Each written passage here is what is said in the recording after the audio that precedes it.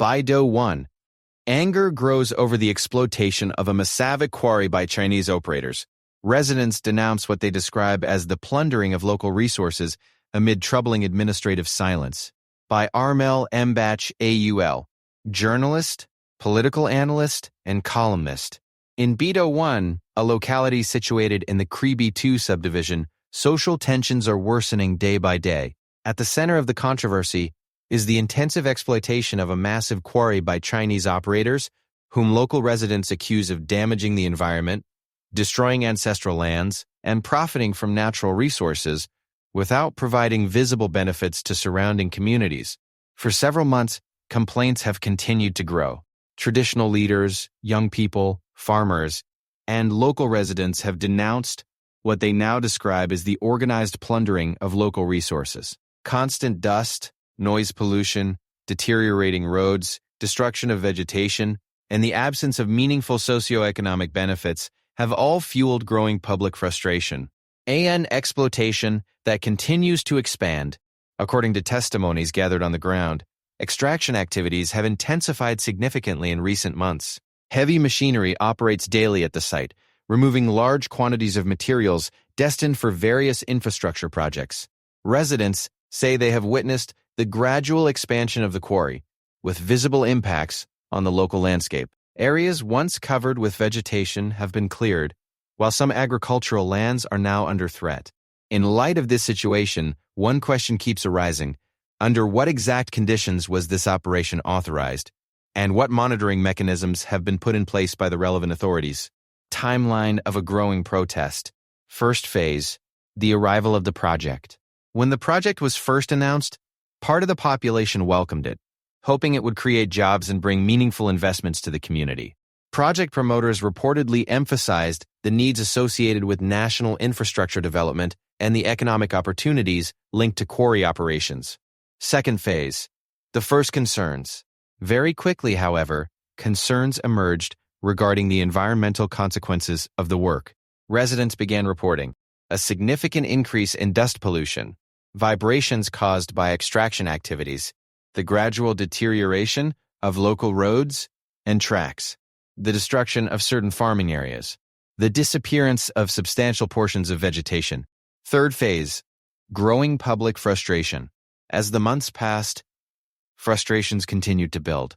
Residents particularly criticize the lack of transparency regarding extraction volumes, the absence of regular communication with local communities, insufficient compensation for affected individuals, the limited hiring of local workers, the lack of visible social infrastructure projects funded through quarry revenues.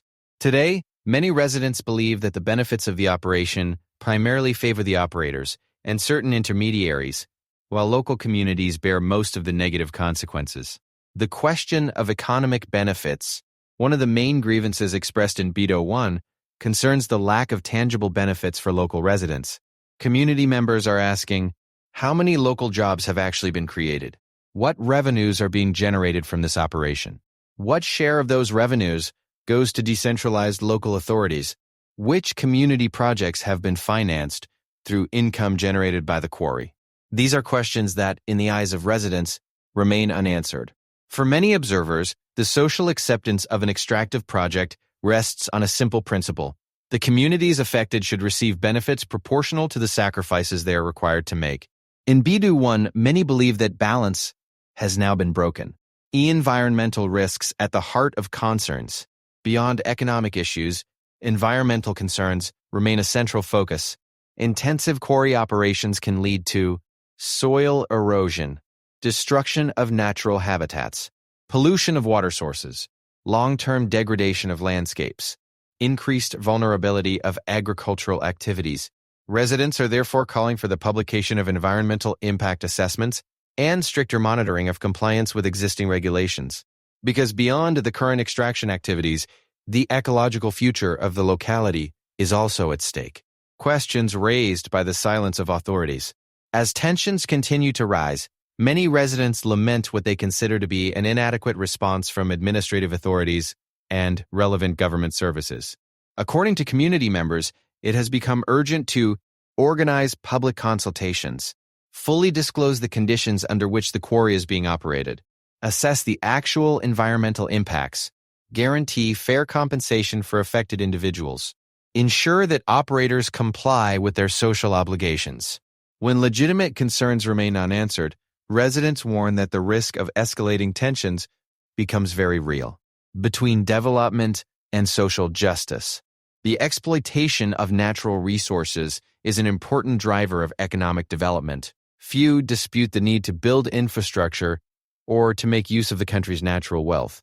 However, development cannot be pursued at the expense of local populations, nor can it justify environmental degradation, the marginalization of local communities, or a lack of transparency in the management of collective resources.